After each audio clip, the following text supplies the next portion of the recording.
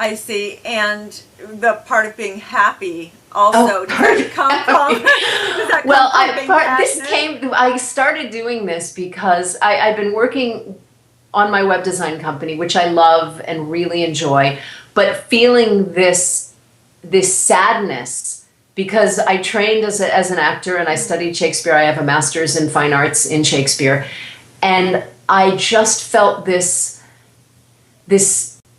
void.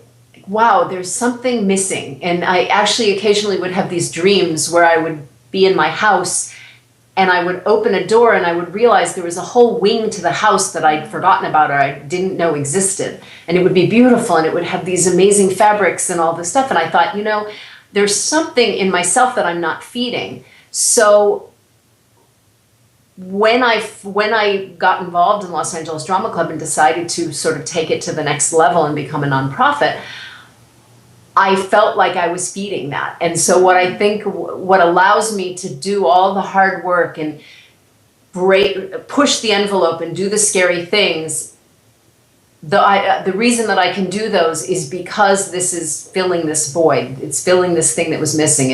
I feel like it's using all of my talents, everything that I've thought, oh, you know what, I would be good at that. I feel like this sort of uses it all. Oh, and so beautiful. consequently, I feel like when you're doing something that you love, and at that level, then the happiness comes. As long as you take care of yourself and exercise and eat properly and get sleep, yes. then you're going to be okay. So that's the challenge. I think that's the $1 million question: is how do you give yourself over to that and still take care of yourself, still take care of your relationships? Yes, yes. Do all those things. And if I had the answer, I would probably market it, but I think it's just, it's an everyday challenge. You get up and say, where am I going to fit this in? Where am I going to fit this in? Yes. And still be able to keep working toward my goals. Okay. Well, that makes sense. That's wonderful. And from what I get from that is it's really your passion. If people could go inside and really find out what they truly love, then they'll be happy even if they have challenging days. Exactly. Yeah. It's a lot more exciting to have a challenging day when the goal at the end of it takes your breath away versus, I want to get through my to-do list. Right. And that's when I think people start to feel miserable. They start to feel like their life is just getting through a to-do list. Yes. Yeah, getting through the day. So what do you want your legacy to be? I think that I want to, on a very simple note, some of my happiest memories in life are when I worked together with a group of people on a play. And the community that you find when you're all working together to do something like a performance it brings me so much joy. And the idea that my students will grow up and have these memories of working with a group of kids to accomplish this thing that people would say, kids can't do that.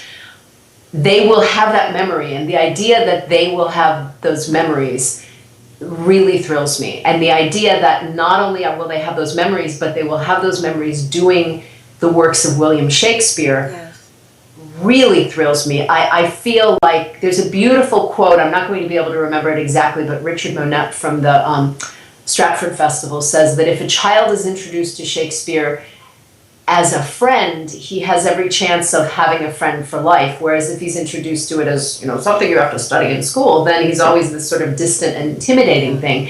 And when I look at my students and they talk about him, they talk about his plays, they talk about his characters as, like other kids talk about Britney Spears and whoever else, Lady Gaga, I'm not even sure who they're talking about these days.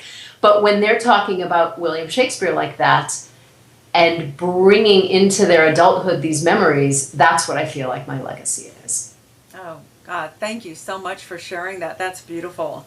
Thank you. I know you're changing lots of lives, and I feel that these children that you're working with are very blessed, because I never had that growing up, and I wish there was someone like you around. So, yeah, that's a great gift you're giving.